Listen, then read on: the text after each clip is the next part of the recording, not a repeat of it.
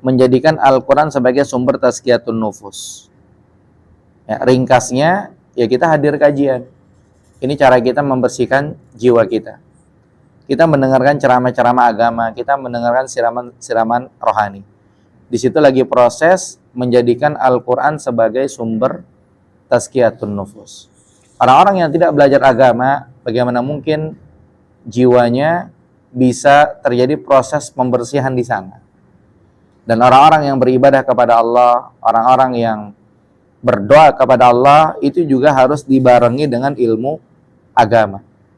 Ya makanya nasihatnya kadang-kadang kita lihat di medsos, netizen teriak kencang soal agama, padahal mereka tidak belajar agama. Jadi sebetulnya permasalahan di masyarakat kita ini bisa teratasi dengan orang hadir di majelis ilmu, dengan orang belajar agama. Karena kalau tidak, kadang-kadang dia teriak lebih kencang bahas soal agama, sementara dia tidak belajar agama. Padahal Nabi SAW mengatakan, majtama'a qaumun fi baitin min buyutillah.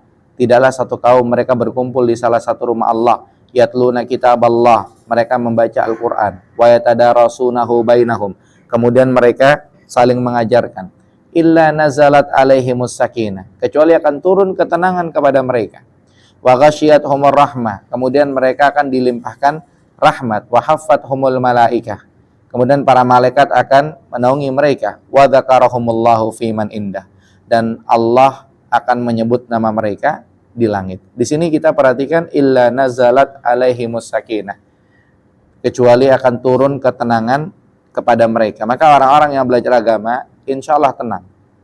Ya, sehingga nasihatnya ketika kita tidak paham agama, maka kita ketika bahas agama, kita tidak tahu, kita bilang tidak tahu. Atau mungkin kita bilang wallahu alam. Karena kata para ulama, jawaban tersebut adalah separuh ilmu. Ya, jawaban tersebut adalah separuh ilmu.